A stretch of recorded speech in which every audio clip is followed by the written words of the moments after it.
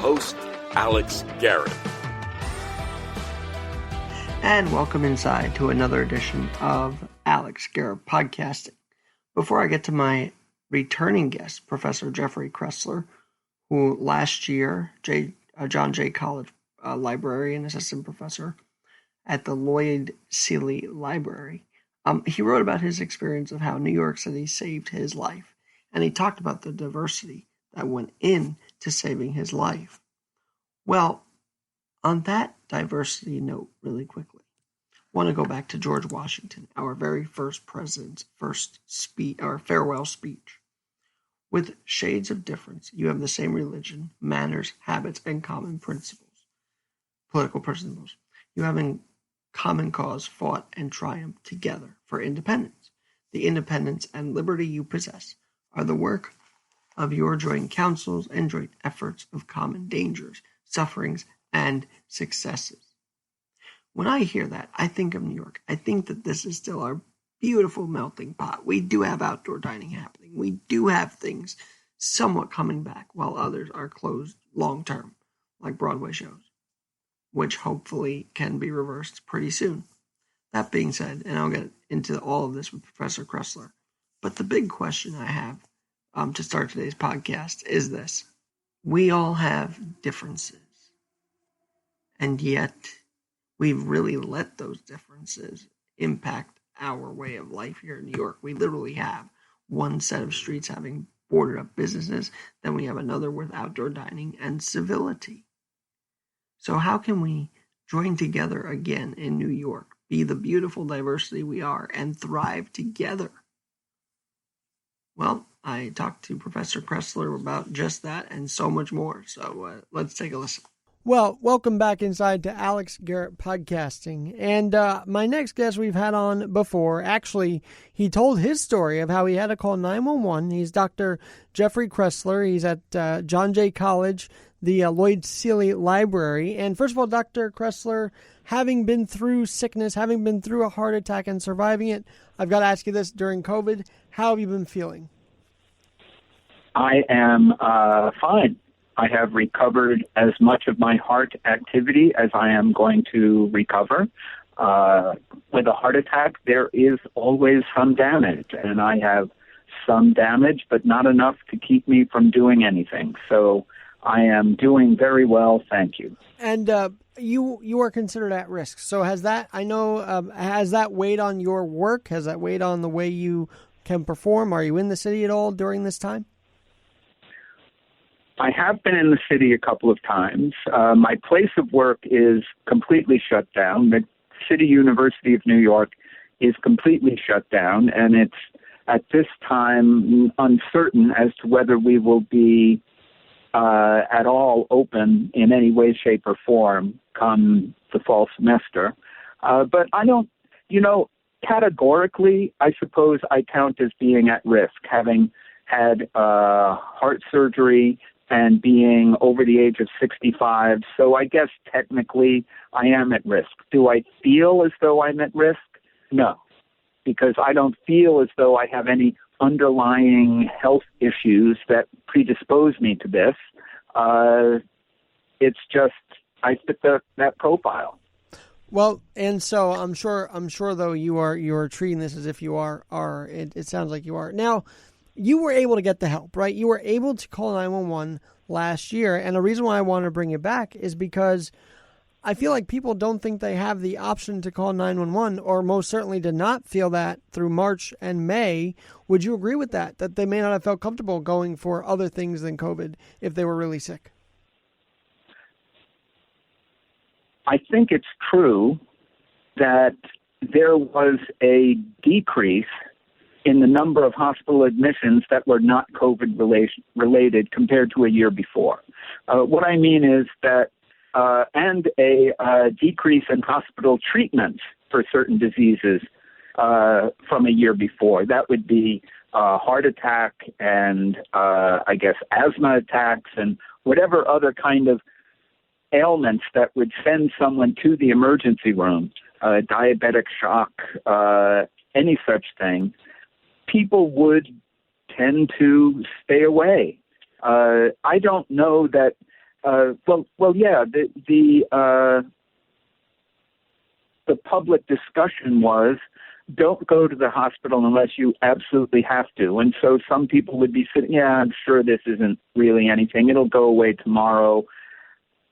And the fact of the matter is that the hospitals were, in fact, overwhelmed. I went to Elmhurst Hospital and wrote about that experience in an op-ed piece for the New York Daily News a year ago, and was very impressed with the quality of care and the sensitive treatment I received from all of the staff, from the doctors on down to the people cleaning my room. It was magnificent. But in this case, what happened in March, April, was that an already stressed Elmhurst Hospital was completely overwhelmed. Their beds were filled.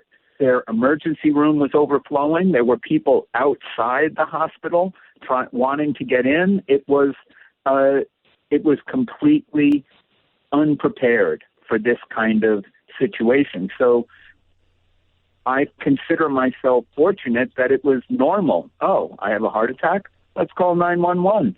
And everything clicked right from there.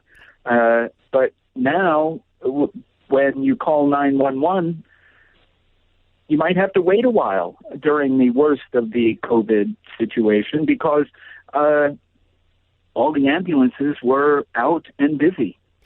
You say New York City saved your life, so I've got to ask you, if this happened this year, even during that hotspot time, but even now, would you not hesitate? Like, would you be the kind that say, you know what, I know the media is trying to scare us from going because they're just talking about COVID, but would you still call 911 just on the principle of it if you had something go on during that time? Sure.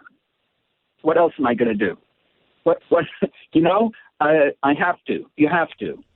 You have no choice. I mean, you can't say, "Oh, I'll be better tomorrow," when you're suffering a heart attack. I mean, I'll tell you the truth. I didn't know I was suffering a heart attack. All I knew was, and as I mumbled, staggering into the house, I've never felt like this before in my life. As I'm struggling to take my shoes off, and my brother-in-law says, "That's it, 911." But I wasn't completely sure that anything out of the ordinary was happening, but something out of the ordinary certainly was. So, there might be a tendency in that crisis not to seek treatment. And in fact, the statistics show that there was a decrease in hospital deaths and treatments of things like heart disease during this time. And that suggests that people were indeed staying away. Well, and that to me is really a shame because I think all healthcare matters. Don't you agree? And I feel like we are kind of forgetting that when we listen to the media message and even our governor message of just COVID, COVID, COVID. It makes you feel like all health doesn't matter, right? I was so excited that all of that attention was put on an institution like Elmhurst Hospital, which is chronically underfunded and chronically crowded and in over demand, if you can put it that way. And to hear Elmhurst Hospital be in the news, I was excited that, oh, good, this could mean that Elmhurst and the other permanently stressed public hospitals will be getting some upgrades and attention. One thing that did happen during this was a group of photographers, world-class photographers, put together something called Pictures for Elmhurst. And if you make a $150 donation to Elmhurst Hospital through them, you get to select a print by one of these world-class photographers. Wow. And my wife found this just searching Elmhurst Hospital for the heck of it about, for information about everything. And so we ordered photographs at $150 a pop. And my wife sent out the announcement to her clients. She's an architect, and included the op-ed I wrote in the Daily News, New York City Saved My Life, and she got wonderful responses about the op-ed, and a lot of people ordered photographs. The punchline is how much money was raised by this international Raise Money for Elmhurst Hospital. $1.3 million.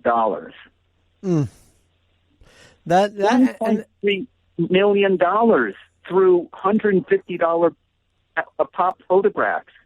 Well, clearly those who still had a job or had a decent living during this felt compelled to help. And I did remember that because I took pictures in front of the hospital with the donations, and it was just, that was very moving. So thank you for reminding us of that tonight. Dr. Kroessler, you did write this article in the Daily News. I feel like you have a pulse on the city in some way, form or another. So are people coming to you talking about this? Are they venting to you? Are they saying, hey, how come maybe I couldn't get my health checked out? Or how come this is going on? Have people reached out to you a lot during this time from March till now? No, my impression was that during this lockdown, during this imposed pause, people, of course, kept physical distance.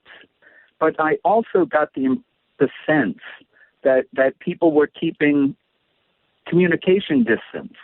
I wasn't getting a lot of calls and communication. There was some, business emailing going back and forth, but there wasn't a lot of, it was a social lockdown in a lot of ways.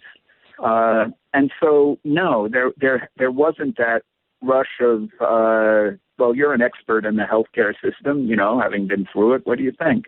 No, but I'm an urban historian, and the conversations I have with my colleagues and my peers those conversations focus on what does this mean historically for the city of New York? How does it fit into a pattern of New York City's history in terms of history, economics, and social arrangements? And what does this mean for the future of New York City? Especially, oddly enough, when you want to know the future of something, you don't ask an astrologist, you ask a historian to look into the future. And the signs of what has happened to New York do not point to a prosperous future in the near term. Well, we talked about this somewhat earlier off the air. Tale of Two Cities, it exists, and I know you're very wary of that. So tell me, what can be done? We're seeing some part of the city operating. We're seeing a lot of it being destructed. So how can we bring everybody back together so there really isn't a two-city kind of system going on here? One of the things I pointed out in my impressions of Elmhurst Hospital, and it was the impressions I got almost immediately as I was coming out of my realization of what had been going on, was the incredible cooperation among all of the people I saw at Elmhurst. These were Christian, Jewish, and Muslim individuals. They were speaking languages I'd never heard. They were from the Caribbean, and they were from Asia, and they were from Europe, and they were from Middle America, it seems like. And I was just so impressed. The point is that they all pulled together in a common purpose. What's impressed me about the COVID experience, and it's impressed me in a negative sense, is that this experience has not pulled us together in a sense that we are all in this boat together. So everyone start pulling the oars. I haven't felt that. I have felt almost a drive to divide New Yorkers. And it's also a national sense, of course. I mean, but just thinking in terms of New York, it's a sense of, well, it's hitting these people and it's hitting those people, and these people are privileged and those people, it's like, no, we're all in it together. And I haven't gotten a sense that we should put aside racial, ethnic, linguistic income differences, religious differences right now in order to pull our city out of the problem that we're in.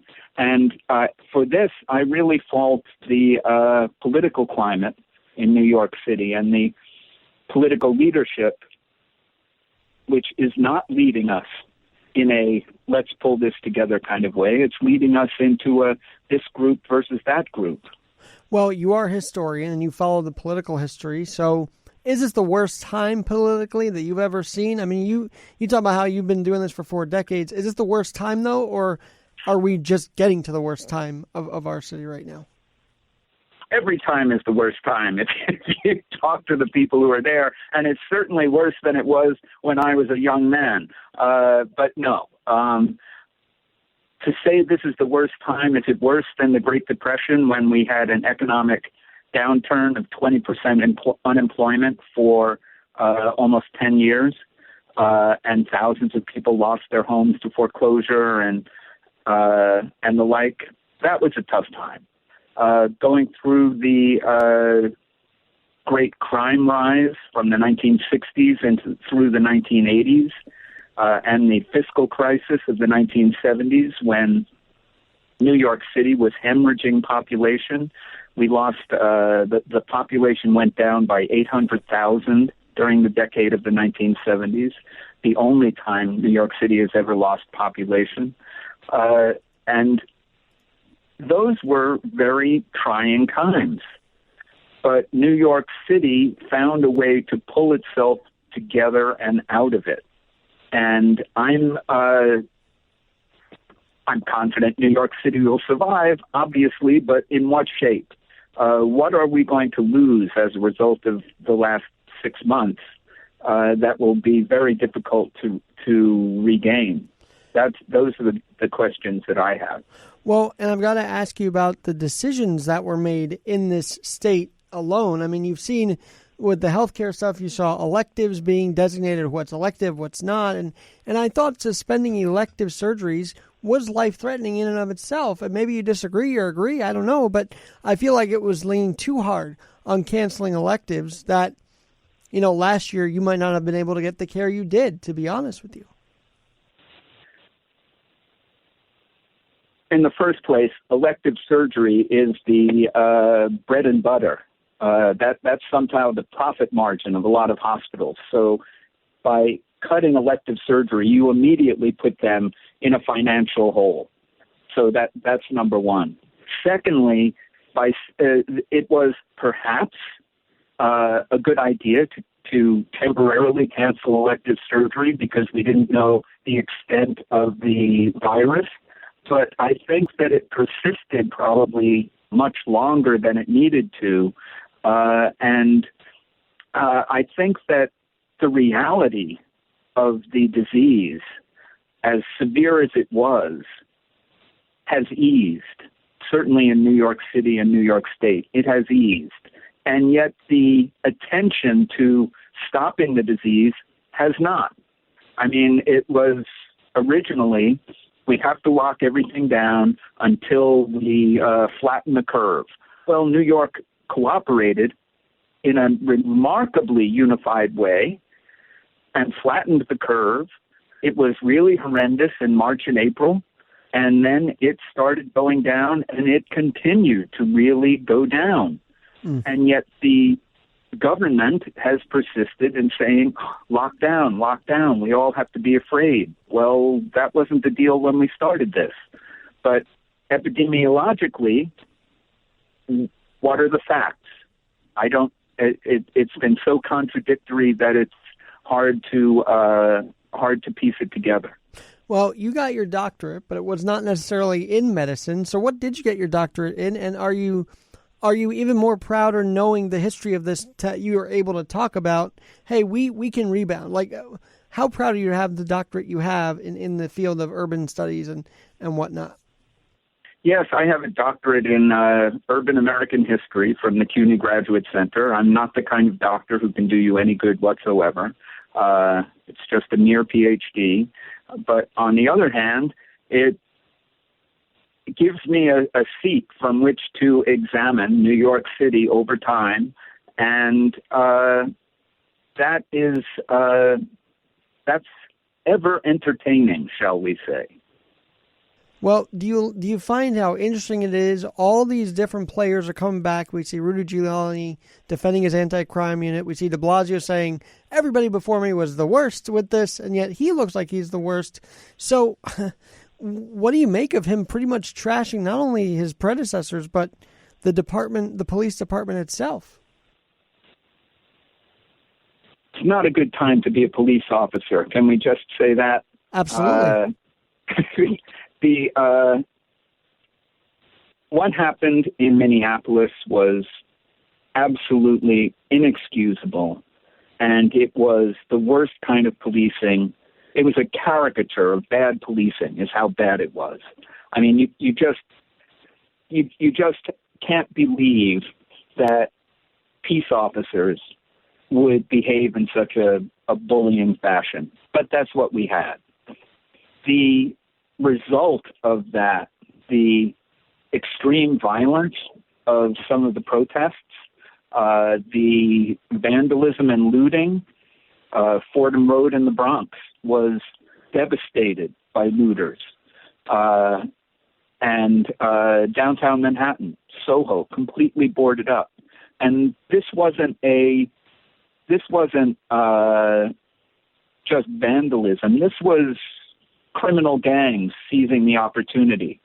That kind of public disorder has had no political pushback that I can find, from the mayor to the city council, anywhere, from even the newspapers, except maybe the Wall Street Journal, the New York Post, have had some pushback. But for the political leadership of the city, there was not a loud and affirmative condemnation of that kind of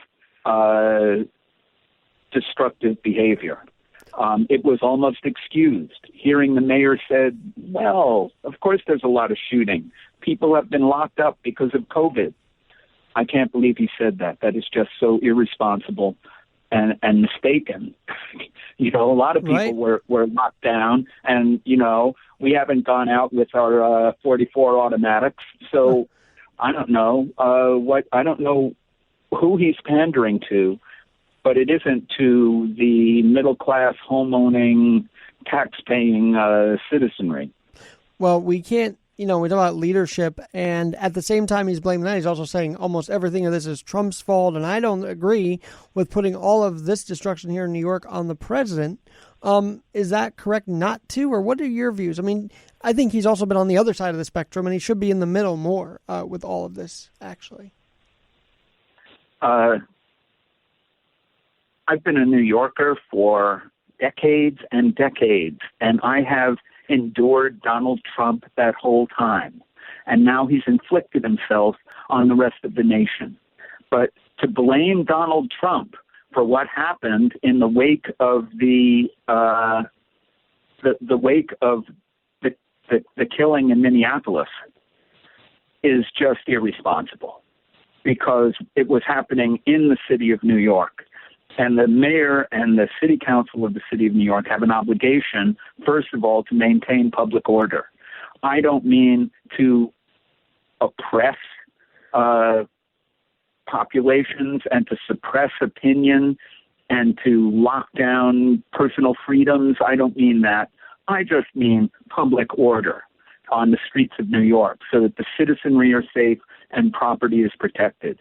And that was clearly not happening over the last, in early June. The number of storefronts in Manhattan that were boarded up. I mean, if you can't protect Macy's, for God's sake. Right. Macy's. Oh, my gosh. It's just... I mean, we're not talking about Fordham Road. It's Macy's. It's the center of the universe. And yet, what do we have? We have rampant looting, even there. So it's been an enormous failure. And just historically, this is the first time any mayor or political leadership of the city has not immediately come down on the rights of the public to a safe and secure public realm, and against the criminal behavior that was going on. There has never been a time in New York City's history. Well, maybe Mayor Fernando Wood encouraging the secessionist thoughts during the Civil War. Okay, maybe that, but nothing since. Professor, on that note, do you think, because I rollerbladed through New York a couple times, and I've seen the vibrance that's still coming back with the outdoor dining and whatnot, but overall, and you can weigh in on that, the contrast we're seeing between outdoor dining coming back and the looting, I don't know if you had any thoughts on that kind of picture that we have now here in New York. It's a nice baby step to see that outdoor dining is coming back. I thought it was just great that the bars were opening and giving everyone, beers to go. I just thought that was a riot. And I didn't think, I thought that was a nice step, a way of bringing back a vibrant city. What is the effect of this pandemic on the way New York City functions? If we continue to live in our city as if the primary purpose of our behavior is to prevent COVID-19 infections, New York City cannot survive. New York City thrives on density and congestion and activity and people. We thrive on tourism. One industry, the theaters, are completely shut down. For it'll be like 9 months, 10 months that the theaters will be shut down. Not only the theaters and the actors and the stagehands and the like, but the costume suppliers. And then you have all the restaurants around in the theater district.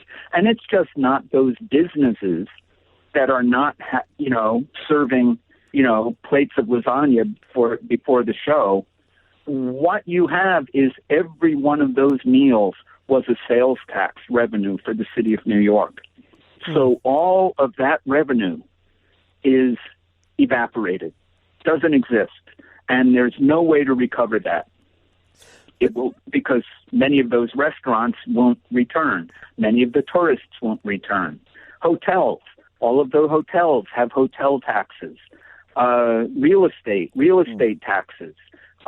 Real estate transaction taxes, all of that. The economy is stopping. That money isn't flowing. And so the city of New York is facing a Niagara Falls of, it doesn't look good as we approach the cataract. Right. Well, let me ask you, don't you think, though, that if they really want to save the economy, they can flip the switch, so to speak, quicker to go back on as fast as they turn it and said we have to go off the grid for a while? Like, can't they just snap a finger and try and do this right to get everything open little by little instead of going long term with this?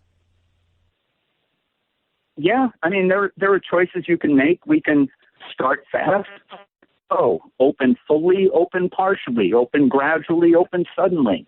But what is missing at the moment is an understanding of just how this whole situation is not the way it was in February. What I mean is everyone, white collar, the service industry has been working from home, working distantly, instead of working in offices. You've got a business, a law firm that takes 4 floors of a midtown high-rise. Well, their attorneys are working from home. We don't need 4 floors anymore. We need 1 floor with a couple of conference rooms, and that's it. So who's going to rent those other 3 floors? I mean, you also have businesses where you had large floor plates of dozens of people working on a large floor plate. People are not certain that in a COVID environment they want to work in a crowded office. So we don't need all of that people aren't going to work there, so who's going to rent it? Right. These are the kinds of long-term issues. Maybe I'm wrong. Wouldn't it be nice to be wrong? But I would like to hear someone thinking about this, or at least discussing what the economic implications long-term are. Do you think blaming the landlords of all these places is the right move? Because de Blasio keeps saying, well, you got to let the small business owner back in, and you can't get...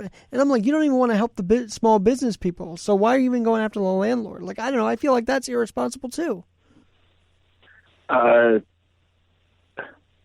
We all hate landlords. Let's say that immediately. Landlords are inherently evil people, right? On the other hand, landlords own property. Landlords support businesses and provide homes, and landlords pay property taxes. There has not been a move to have a property tax holiday. They're saying people don't have to pay rent, but they haven't told the landlords, and you don't have to pay property taxes. That's the troubling aspect. That's the political decision. And that just makes no sense, because the landlords, they're stuck too. They have to pay water bills, they have to pay electric, they have to pay property taxes, they have to pay sewage. They have all of these issues that have not stopped. And yet, the other thing is, under these conditions, a business can look at it and say, we don't have to be in Midtown. I think we can move to a less expensive place in the suburbs. All of our white-collar people will be happy. They'll be closer to their homes in suburbia, so we don't need Midtown. But homeowners, property owners, can't pick up their house and move their house out to Long Island or some other lower tax place. They are stuck. And so property taxes are a major part of what keeps the city afloat. And if Midtown is not the office capital the way it was, if Midtown's businesses do not come back and fill those towers the way they did, you are going to have a lot of good loans go bad.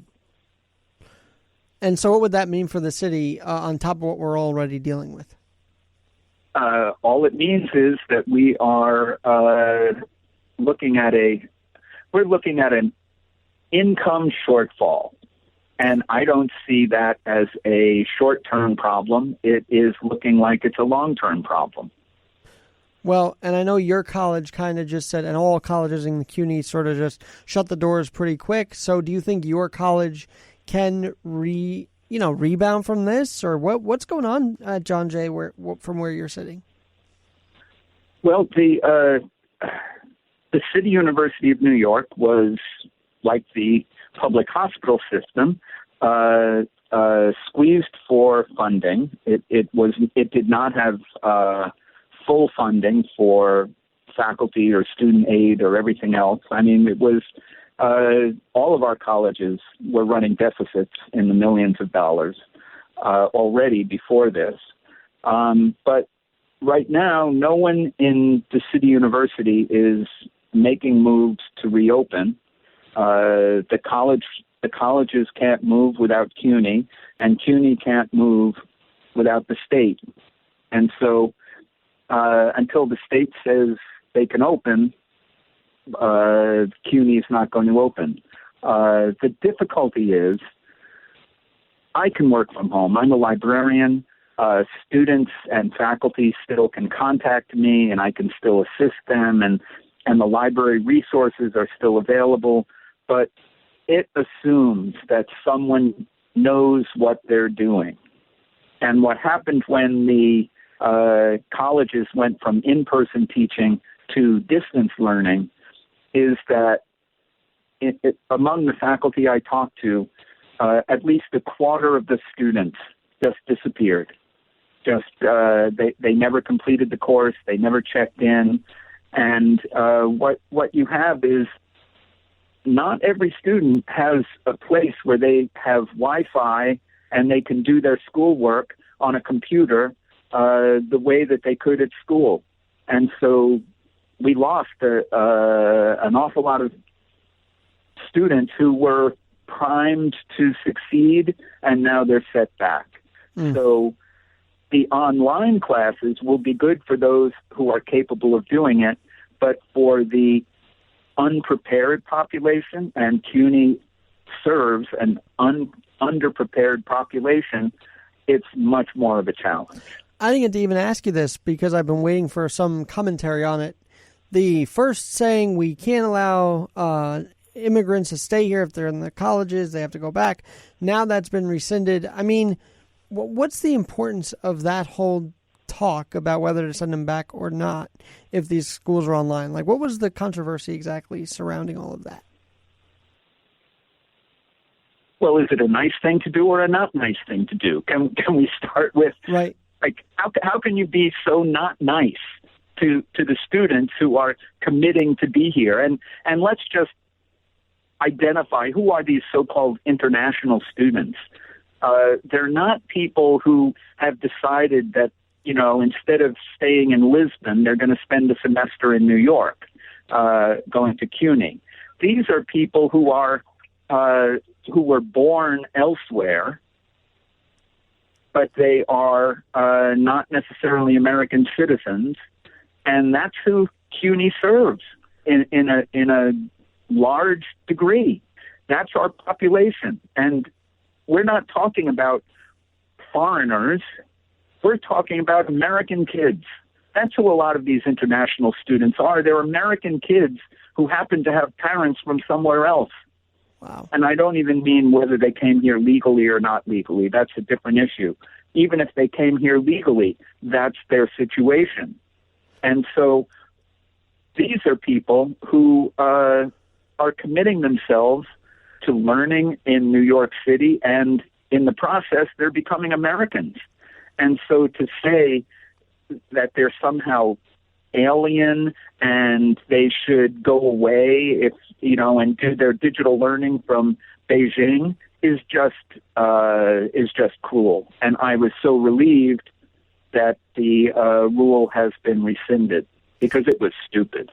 It was. And I also know that the NCAA has been trying to do things great for our student athletes as well, with all of that happening. So we'll see how that goes. You've been here for 40 years. So do you think, watching back, looking back, and knowing that, yes, our city has gone red before, with the so blue, so extreme progressive that seems de Blasio is there a chance we flip back to even a purple kind of way? I don't see much. I don't see much of a red state in New York State's future, and certainly not in New York City's future. Just in terms of politics, in the fiscal crisis of the mid-1970s, you had Republican legislature and Democratic governor, a Democratic city, but you had Republican representatives within the city of New York working on the city's behalf. And that has now broken apart. There was a sense in the 1970s, you know, some said, let New York City go. We all hate it anyway. But stronger heads prevailed and convinced them that it's not just New York City that'll go down if it declares bankruptcy. It's going to be something much, much bigger for the state of New York, and we can't have that. What does it mean in the world if New York City goes bankrupt? I mean, that's just an image that you can't have. And what you had then in the 1970s was a pulling together to restore fiscal health to the city of New York.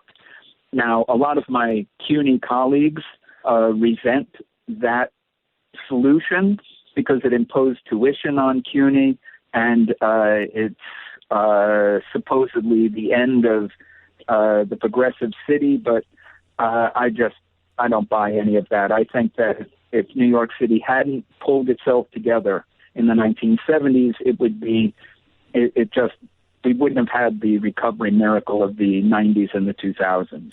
Well, while you're That talking, said, today, I don't see the political leadership or the realistic leadership that will make the hard decisions that we need to make sure that the city and the state of New York remain solvent. well, there's a couple more things. In the 70s, we were told drop dead by, Yes.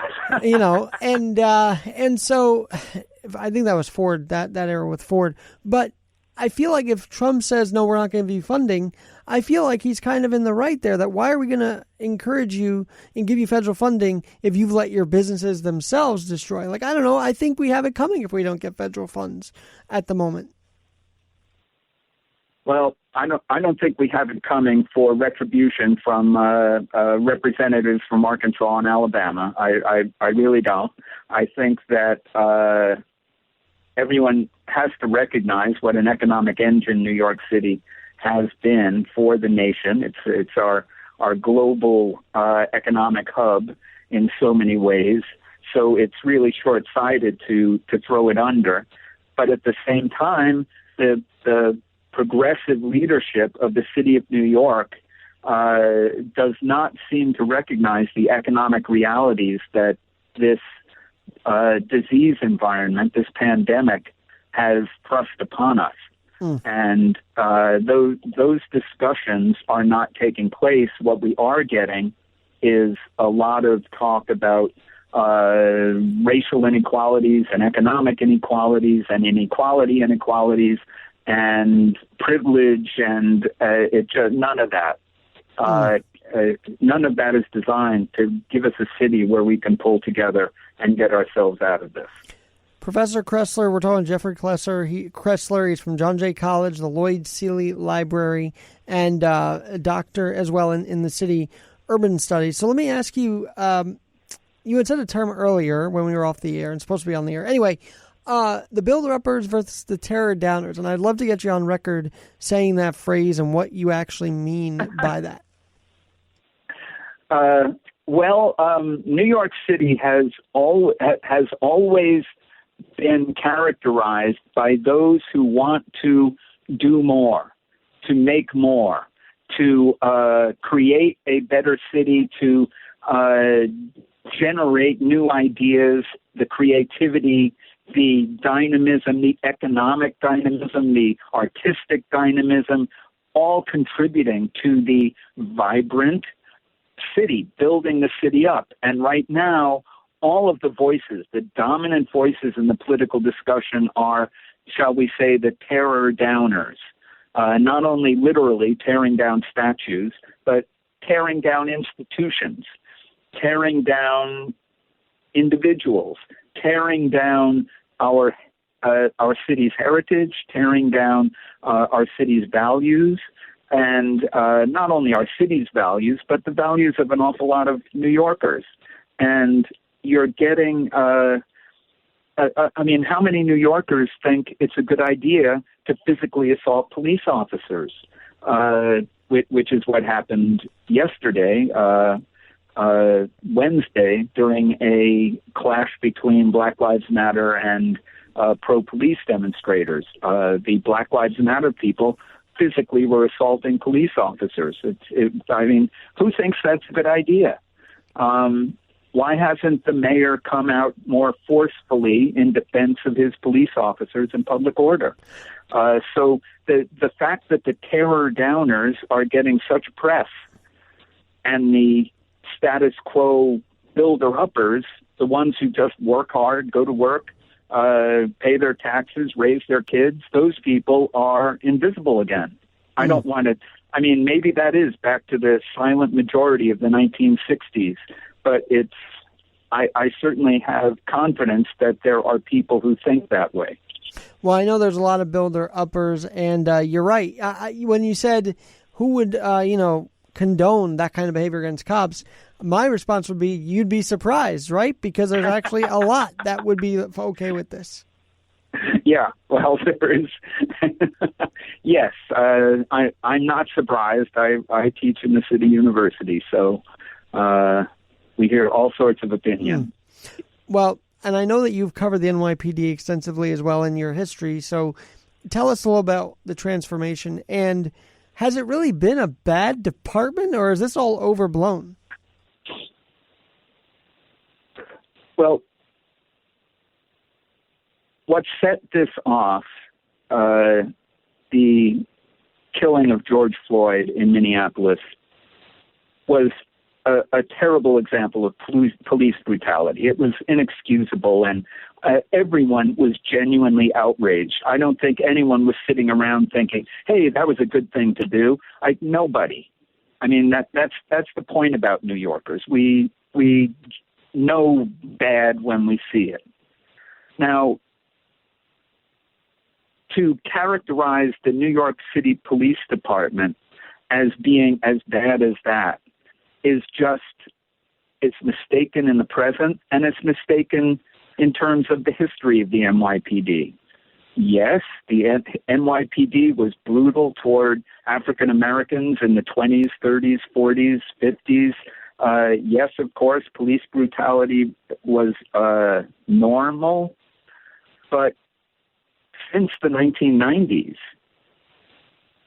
there has been a revolution in policing in New York City, and where in the 1970s, the police fired thousands of rounds from their weapons every year. Today, the police department fires dozens at most. Then there were many people killed every year by police bullets.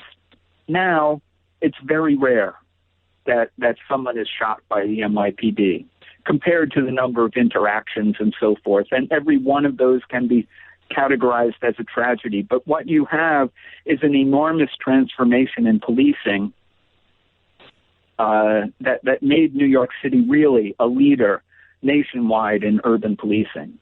What's happened now is an attack on that NYPD, and you see not only the widespread